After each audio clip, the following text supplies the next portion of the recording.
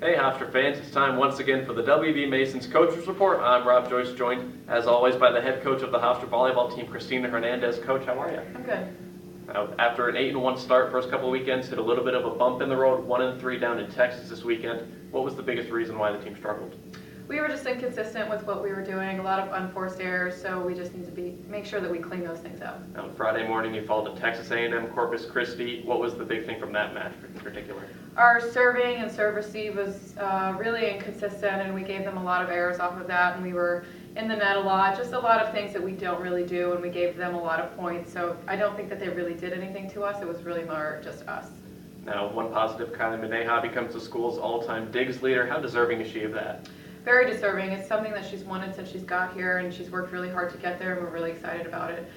We celebrated as a team on Saturday, so I think it's a really nice accomplishment for her. What kind of contributions has she brought to the program, not necessarily on the court, but off it? She's been really stable for us. She's a really great leader. She's confident in what she does, and she just knows how we want things done, and she pushes everybody in the gym to be better, which is really nice. And on Friday, you defeat Oral Roberts. What was different about that one match as opposed to the 3 that you dropped?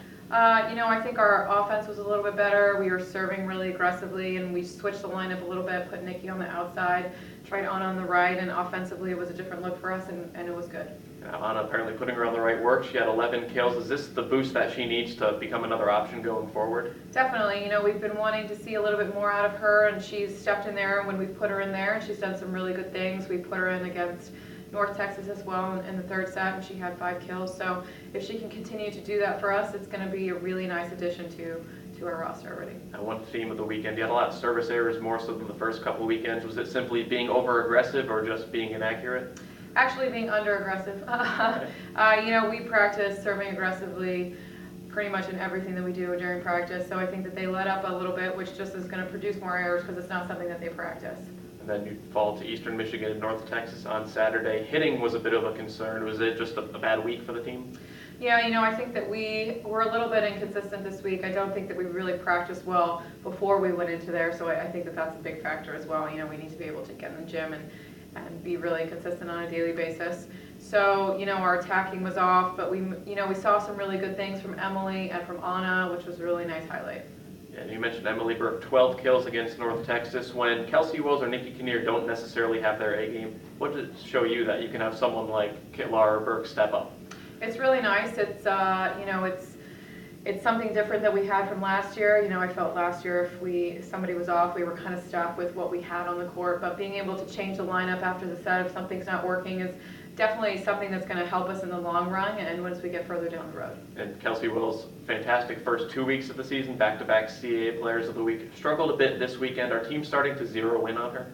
Yeah, everybody's starting to serve to her and kind of hit to her and put up a really solid block on her. So it's nothing new. I think she's just got to get used to it a little bit. But she had a really good practice yesterday, so she'll be fine. Does she have to make any sort of adjustments?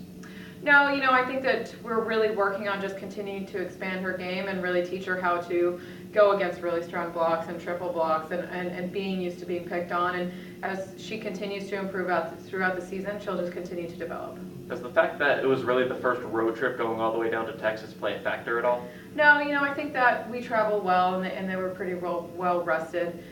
It was difficult playing 2 9 a.m. matches back to back, but I think that they did well as far as their energy goes. I think that we were just a little bit inconsistent this weekend.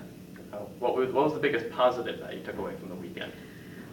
Big positive was that we saw production from other people, which was Emily and Anna. Our defense was really strong, so I think if we can continue to improve and add on and get Nikki and Kelsey back in, then we'll be much stronger. You have another invitational this weekend, but before that tonight, you come back home against Long Island of Brooklyn. What do you see from them? LAU's got a really strong outside and right side.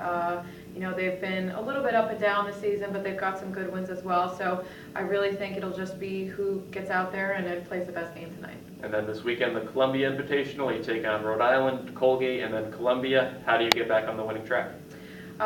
Just really focusing on us, making sure that we do the things that we do really well. We had a great training practice yesterday, so hopefully it'll translate into today. And, I think that if we just kind of take it one day at a time, one game at a time, then it'll all pan out. Has practice this week been any different now?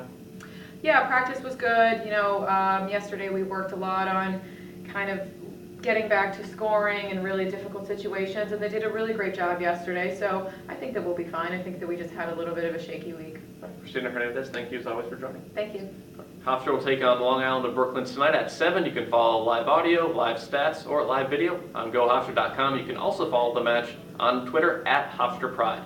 I'm Rob Joyce, and thank you as always for joining us inside the WB Mason's Coaches Report with Kristina Hernandez.